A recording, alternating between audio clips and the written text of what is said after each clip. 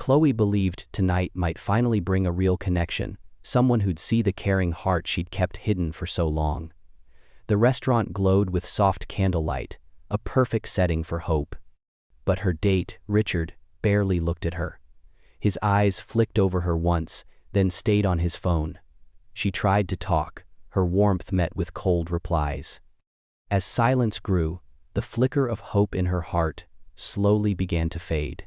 Chloe took a steadying breath, her fingers unconsciously tracing the rim of her water glass. She was determined to give it one last, genuine effort. "Your profile mentioned that you're an avid hiker," she began, forcing a smile that felt brittle and foreign on her lips. "I've always wanted to explore the trails up by the old quarry. Have you ever been there?" Richard finally lifted his gaze from the bright screen of his phone. His expression was a flat mask of profound boredom, as if her question were an annoying fly he had to swat away. He placed the phone face down on the table, but the gesture didn't feel like an invitation to engage. It felt like the prelude to a verdict. "Listen, Chloe," he started, his voice completely devoid of warmth or inflection. "I'm going to be blunt. I don't believe in wasting my time, and I certainly don't want to waste yours." Chloe's breath caught in her throat. A sudden, cold paralysis seized her.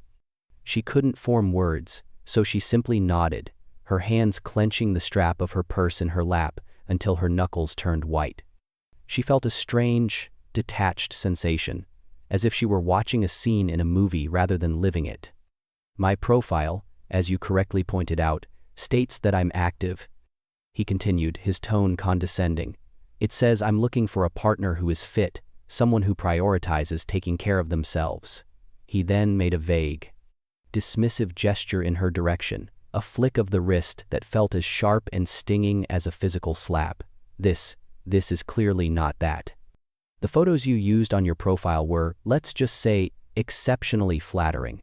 To be more precise, they were misleading." The words hung in the air between them, sharp, cold, and poisonous. The gentle ambient buzz of the restaurant seemed to vanish, replaced by a deafening roar in Chloe's ears. A hot, creeping flush spread across her cheeks and down her neck, not of shyness or embarrassment, but of pure, gut-wrenching humiliation. It was a feeling she knew, with a painful intimacy, the familiar sting of being judged, weighed, and found wanting because of her body. But to hear it articulated so plainly, so callously, in such a public space, was a new and exquisite form of cruelty. She could feel the animated conversation at the adjacent table stutter and fall silent. She saw a waiter, mid-stride, pause, and glance over. It felt as if a harsh, unforgiving spotlight had just been flipped on, illuminating her for everyone to see, not as a person with feelings, but as a source of disappointment.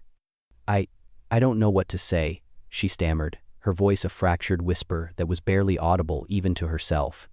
She fought a desperate battle against the tears threatening to spill over, but it was a losing one. They welled up in her eyes, blurring the romantic candlelight into a sad, hazy constellation of pain. "There really is nothing to say," Richard replied, his movements already dismissive as he reached for his wallet. He tossed a few bills onto the pristine white tablecloth, just enough to cover his own drink and perhaps half of hers. It was a final, calculated insult, a clear message of her perceived worth. "I'm just being honest. It's better to be upfront about these things." Without another word, he stood, smoothed the front of his expensive jacket, and walked away without a single backward glance, vanishing into the cool night air. Chloe was left utterly alone, an island of misery in a sea of strangers. The silence he left in his wake was cavernous and suffocating. For a long, agonizing moment, she couldn't move, couldn't breathe. She just stared at her untouched water glass, feeling the immense, crushing weight of 100 pairs of eyes on her, whether real or imagined. Every rustle of clothing, every muffled cough felt like it was directed at her. The shame was a thick, heavy blanket, so suffocating she could barely draw a breath. It wasn't just about Richard and his venomous words. It was an echo of a lifetime of feeling simultaneously too much and not enough. The beautiful, romantic restaurant now felt like a prison, a cage built from her own public mortification.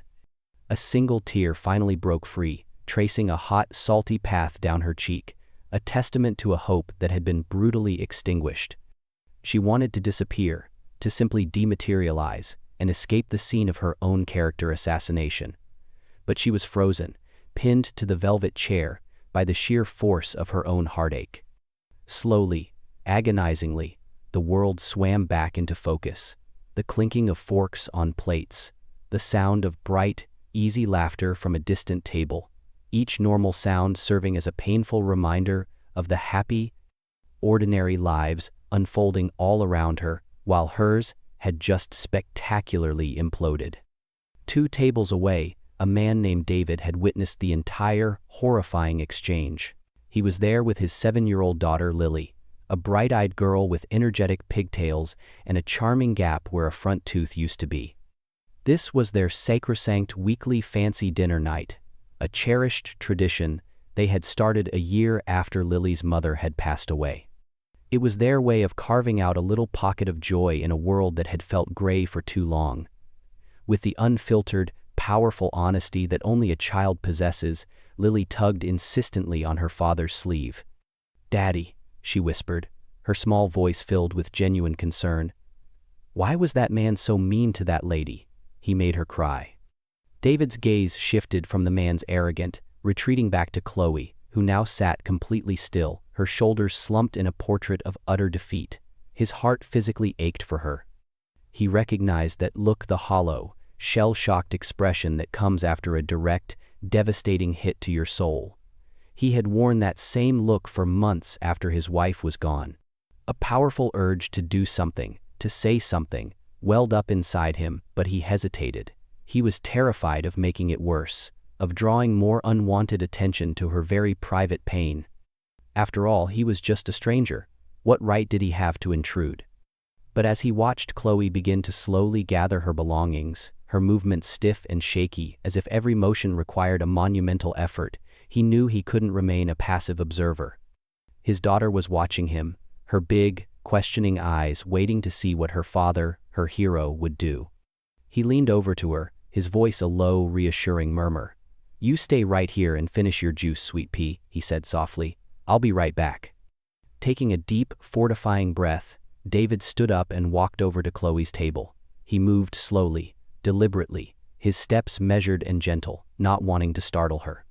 She looked up as his shadow fell over her, her eyes wide, red-rimmed, and terrified, like a deer caught in headlights.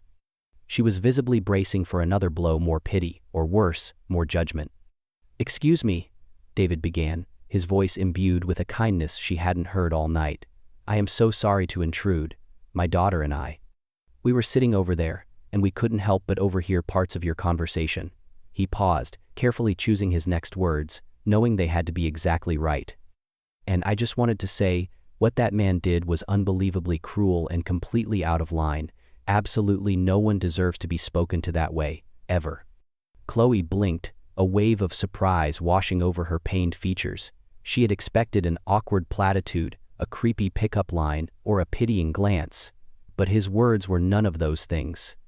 They were simple, direct, and powerful. They weren't a compliment, they were a validation of her pain. They told her she wasn't crazy for feeling hurt, that her reaction was justified.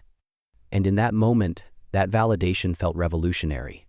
"Thank you," she managed to say, her voice thick with unshed tears and profound relief. David offered a small, empathetic smile that reached his eyes.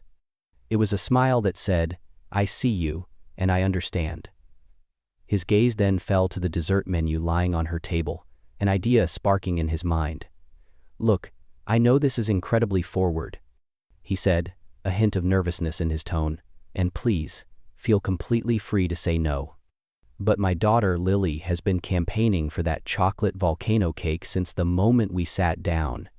It looks like a dessert that requires a team effort to conquer. I was wondering, would you do us the honor of helping us tackle it? You'd be saving me from a very serious lecture about the nutritional value of pure sugar." He gestured with his head back to his table, where Lily was watching them with intense curiosity. Catching Chloe's eye, she offered a little, shy wave. Chloe hesitated. Every single nerve in her body was screaming at her to flee, to run home and hide under the covers where the world couldn't touch her. But then she looked at David's kind, earnest eyes and his daughter's innocent, hopeful wave. There was no pressure in his offer, no hidden agenda. It was just a simple, unadorned offer of human connection, a lifeline. After a moment that stretched for an eternity, she gave a tiny, almost imperceptible nod. "Okay," she whispered. As Chloe gathered her purse and moved to their table, she felt the suffocating feeling in her chest begin to loosen its grip, just slightly.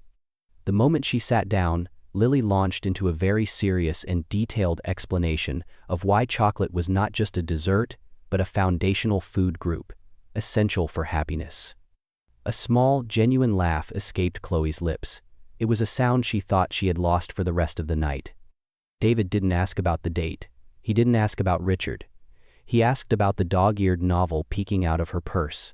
He asked about her job as a graphic designer, showing genuine interest as she described her passion for creating whimsical illustrations. He actually listened, with a focused, open attention that was the complete antithesis of Richard's cold, vacant stare. When the enormous chocolate cake arrived, a magnificent confection of dark chocolate and molten lava, Lily carefully slid a drawing across the table to Chloe. It was a wobbly but charming portrait of a princess, with sparkling green eyes and a very happy-looking dog. "That's you," Lily announced with pride. "And that's my dog, Buster. He gives the best cuddles when you're sad." Chloe felt a lump form in her throat, but this time, it wasn't from sadness or humiliation. It was from overwhelming gratitude. She found herself opening up, talking more freely about her love for illustrating and the profound joy she found in creating magical worlds for children's books. She learned that David was a carpenter who found satisfaction in building things with his hands, and that being Lily's dad was, without question, the most important and rewarding job in the world to him. "That guy," David said later, his voice low as Lily became engrossed in excavating the molten center of the cake. "He did you a favor tonight." Chloe looked at him, confused. "A favor? He publicly humiliated me." "No," David said, his gaze steady and unwavering. "He showed you exactly who he is in the first 10 minutes. He didn't waste your time. He showed you that he's shallow, cruel, and incapable of seeing past his own narrow judgments. Imagine the pain of finding that out after 10 weeks, or 10 months, or 10 years. He saved you from a future of heartache with someone who would never, ever be able to see how truly wonderful you are." His words were like a healing balm on a raw wound, sinking in and soothing the sting. And in that quiet moment, surrounded by the warmth of David's kindness and Lily's innocent chatter, she realized he was absolutely right. Richard's cruelty was a reflection of his own emptiness, not her worth. For the first time all night, a profound sense of peace washed over her. She watched as David gently wiped a smudge of chocolate from Lily's cheek with his thumb, praising her drawing as if it were a masterpiece. Here was a man who understood that what truly matters isn't what's on the surface, but the depth and kindness within. The rest of the evening unfolded in a way Chloe couldn't have imagined just an hour earlier. The heavy, oppressive weight of her earlier humiliation was gone, lifted and replaced by a surprising lightness she hadn't felt in years. With David and Lily, she wasn't an object of judgment. She was a person, funny and interesting, and worthy of a good conversation. The laughter was genuine and frequent. Chloe shared a hilarious story about a client who insisted the cartoon squirrel she was designing needed to look more professional, like it has a mortgage. In return, David recounted a disastrous attempt to build a treehouse for Lily that ended with him accidentally gluing his own hand to a branch. She was no longer the fat girl from the blind date. She was Chloe, an artist with a quick wit and a warm smile. Just as they were gathering their coats and getting ready to leave, a familiar, unwelcome figure walked back into the restaurant. It was Richard. He moved with a practiced swagger, his eyes scanning the room. He'd clearly forgotten something. As he walked out from the bar area, his eyes landed on Chloe. He saw her laughing, her face bright and animated, sharing a warm, easy smile with a handsome man and his sweet daughter. For a brief, unguarded moment, a flicker of something unreadable surprise, confusion, maybe even a shadow of regret crossed his face. He quickly shook it off, his arrogance reasserting itself, and walked over to a woman sitting alone at the bar. With a slick, practiced smile, he leaned in. "Hi there," he started, his voice smooth as oil. I couldn't help but notice." The woman didn't let him finish. She looked him up and down and cut him off, her voice loud and crystal clear, carrying across the now quieter restaurant. "Wait a minute. Aren't you the jerk who just fat-shamed his date in front of the entire restaurant a little while ago?" "Yeah, that's gonna be a hard pass from me." Richard's face turned a shade of beet red that clashed horribly with his shirt. He mumbled something incoherent, snatched his expensive car keys from his former table, and practically ran out of the restaurant, this time cloaked in a public humiliation that was entirely his own. Chloe watched it all happen, and to her surprise, she didn't feel triumphant or vindictive. She just felt closure. His chapter in her life, as short and painful as it was definitively over. David walked Chloe outside into the cool, crisp night air. I can't thank you enough," Chloe said, turning to him as they stood by the entrance. "You and Lily, you completely saved my night." "You don't have to thank us," David said warmly, his smile genuine. "We had a great time. Lily's already decided you're her new best friend and the official princess of chocolate cake." A comfortable, easy silence settled between them, the kind that happens only when two people find an unexpected, real connection. "I was planning on taking Lily to the park this Saturday," David said, a little hesitantly, his confidence from earlier replaced by a hopeful vulnerability. "There's a duck pond. And a playground she's obsessed with. We would really love it if you'd join us." Chloe's heart did a little flip inside her chest, but this time, it wasn't the sickening lurch of anxiety. It was a flutter of pure, unadulterated joy. A huge, genuine smile spread across her face, reaching her eyes and making them sparkle more than the emerald dress ever could. "I would love that," she said, her voice filled with warmth. As she walked to her car, she felt like she was floating. The hard, cold pavement felt like a cloud beneath her feet. Before getting in, she looked back and saw David and Lily watching to make sure she got there safely. Lily waved enthusiastically with both hands, and David gave her a quiet smile, a smile that promised kindness, respect, and just maybe, a beautiful new beginning. Never let the cruelty of one person become the definition of your worth. Sometimes, the most painful and humiliating endings are not punishments, but blessings in disguise, forcefully clearing a path for something so much better. They make way for the people who are capable of seeing you for who you truly are. Real, lasting beauty isn't a size, a weight, or a shape on a screen. It's a kind heart, a generous spirit, and the courage to be vulnerable. And that kind of profound beauty is only ever visible to the people who matter, the ones who choose to look with their hearts, not just with their eyes. What did you think of David's act of kindness? Let us know in the comments below. If this story touched your heart, please share it with someone who might need to hear this message today.